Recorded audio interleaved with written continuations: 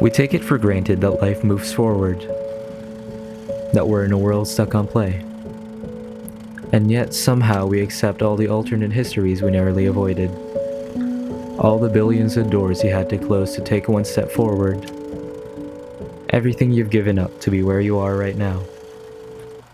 The questions you wrongly assume are unanswerable. All the fantasies that stay dormant inside your head. All the people you've never met.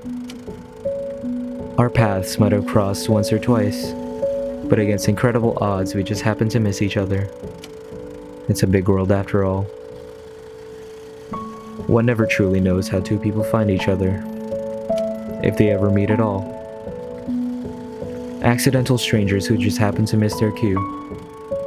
Soulmates who share everything in common except time and place.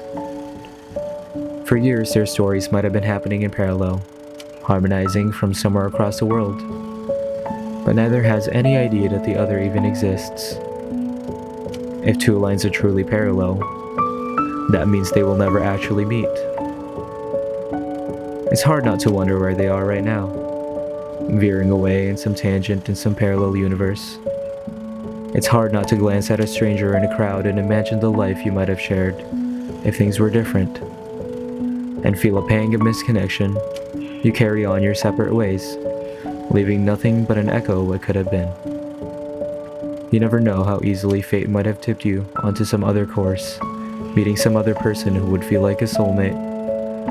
Maybe you'd look back and realize it was nothing personal. It was all just a coincidence. You never know. But for the people that are close to you, you'd enjoy one last conversation before you go on your separate ways. But pretty soon you've run out of things to give, things to say, things to see. By then, you'll have left this world just as you found it.